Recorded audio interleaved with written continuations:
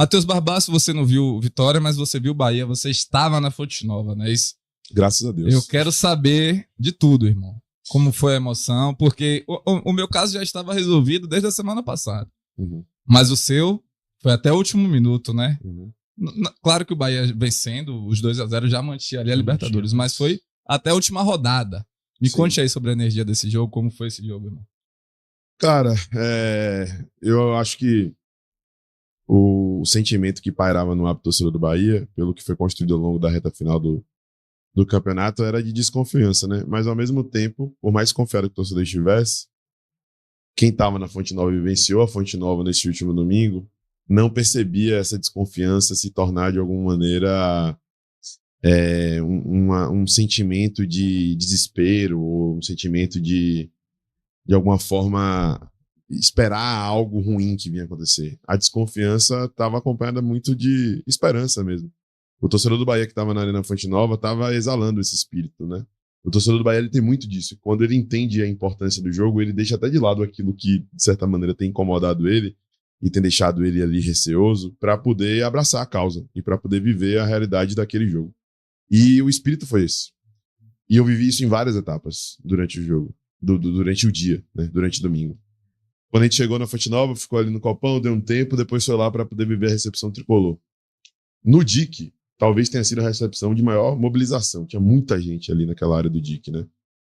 Geralmente, quando é na ladeira da fonte, acaba tendo naturalmente uma concentração maior de torcedores, e aí fica muito cheio e até visualmente chama mais atenção. Agora, no DIC, em muitas oportunidades tem a mobilização e tal, mas não fica tão cheio. E estava bem cheio. A galera estava, inclusive, assim, atrás de um gradil e tinha outras pessoas já seguindo o ônibus e tinha muita gente. E a gente sai dali energizado que nem os caras. E os caras novamente tiveram a oportunidade, assim como em 2017, naquela semifinal de Copa do Nordeste, essa cena de sair no meio da torcida. Né? Não foi o trajeto tão longo como aquele de 2017 de Marcelo Santana, mas os caras saíram no meio da torcida. E depois, quando a gente para ver os bastidores, a gente viu que eles realmente foram contaminados positivamente. Tá Gabriel Xavier dentro do vestiário, olhando assim um vídeo, falando, velho, meu Deus, que loucura, o que é que tá acontecendo e tal. É uma ida para Libertadores, sabe? É algo que para muitos times hoje já se tornou algo comum, normal, né? O São Paulo da vida, o próprio Internacional que deu essa arrancada histórica aí e tal, eles estão habituados.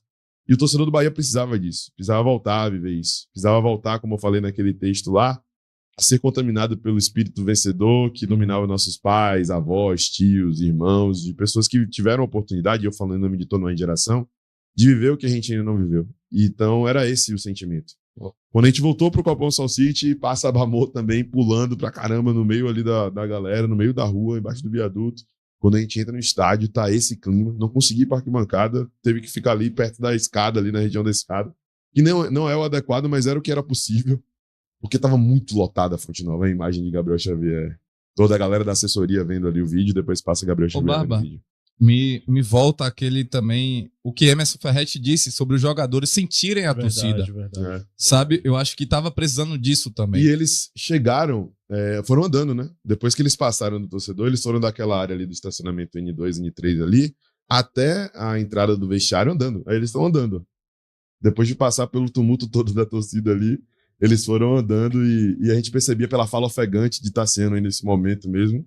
Ele falando, pô, não sei explicar o que eu tô sentindo, não sei explicar o que eu tô sentindo. Porque Tassiano foi um cara que viveu muita coisa já. Ele passou pelo Bahia, foi campeão da Copa do Nordeste, voltou, viveu toda aquela tensão da permanência no ano passado fazendo gol.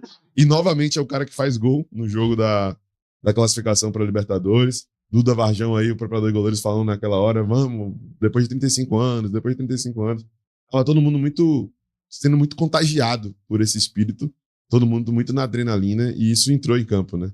Então eu, enquanto torcedor, depois de viver tudo que eu vivi, viver isso na Fonte Nova domingo foi alentador. Tô até agora aqui caindo a ficha que o Bahia vai jogar uma Libertadores da América, né, tio? Essa é uma ficha boa de cair, né? Eu sou acho que um pouco mais velho aqui da turma.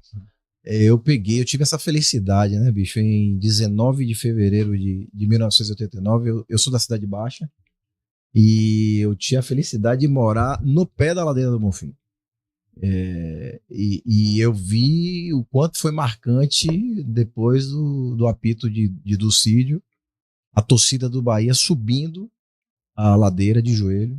E na frente, eu morava em frente mesmo lá dele. E aquilo sempre me marcou, né? Eu tinha 14 anos e tudo, e acompanhei o que foi o Bahia na Libertadores, que também fez uma grande campanha. Não fosse aquela noite horrorosa de chuva, todo mundo fala, por que Maracajá não derrubou o interruptor da Fonte Nova? Os bastidores falam que ele tentou, né? Diz essa conversa aí, né? Aí só perguntando a Ricardinho aí pra ele dizer pra gente aí. Mas foi uma informação até ontem, rapidinho. Claro. Um comentário breve. Ontem, Ronaldo Passos, no jogo aberto, ele revelou em primeira mão, acho que Marinho até deu uma forçada ali, pra ele revelar que Maracajá conversou com o árbitro, né? Acho que era Arnaldo Santa Coelho. E Arnaldo perguntou pra ele se era pra dar o jogo e Paulo Maracajá pediu pra dar o jogo. Acho que não esperava que a chuva continuasse, né? E aí ele não deu muito certo. E de fato o Bahia tinha um time melhor, né?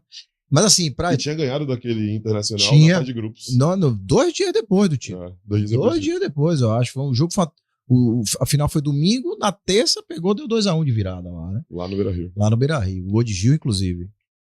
E aí, assim, voltar à Libertadores, eu acho que é um passo primeiro, fundamental para o que o projeto da SAF está buscando, porque uma das coisas que o clube, a SAF, né, precisa buscar é aumento de receita, né?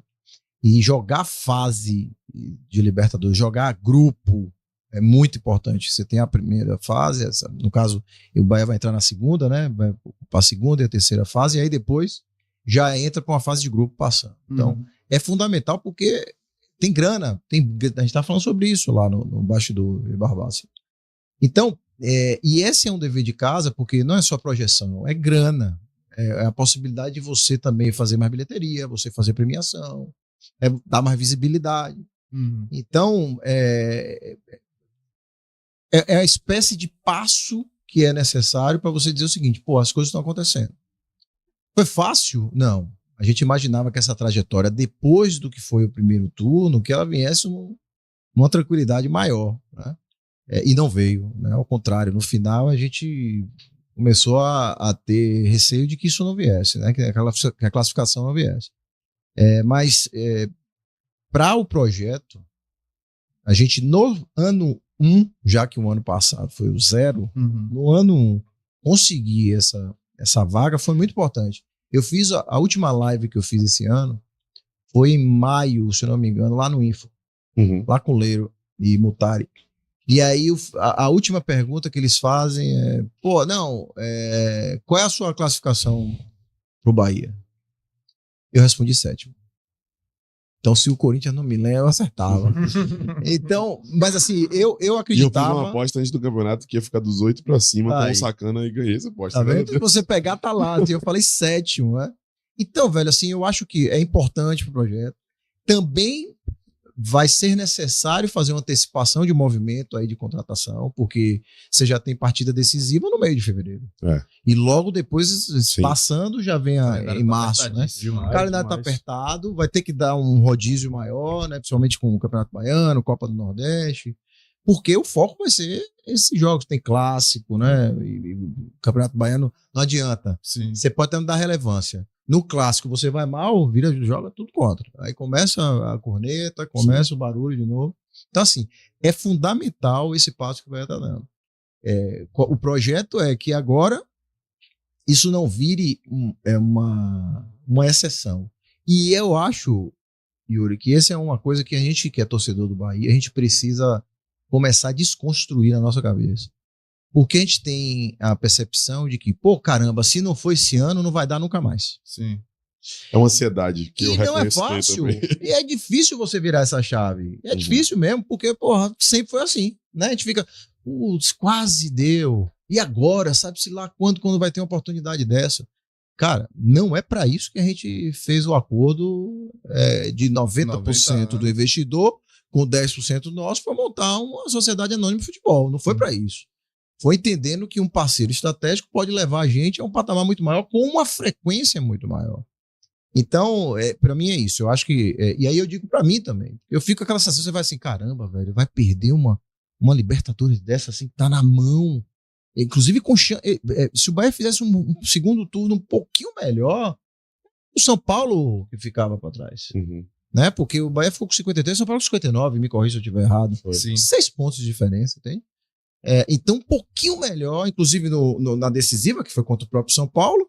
Se ele tivesse feito o dever de casa e ganhar do São Paulo, o São Paulo estava com o mesmo número de pontos dele. Olha como isso é o detalhe que separa. Sim. O fato do São Paulo ter os 59 pontos, o Bahia 53, se o Bahia ganha do São Paulo, os dois estariam no campeonato 56, estava decidindo em número de vitória, Então, assim, pra mim é isso. Eu acho que a gente precisa desconstruir de que, se não for esse ano, sabe-se lá Deus quando, entende? Fala, galera, você acabou de assistir um corte do canal Zona Mista. Estamos ao vivo toda terça-feira às 20 horas no YouTube e você acompanha tudo, inclusive o próximo convidado no Insta do Zona.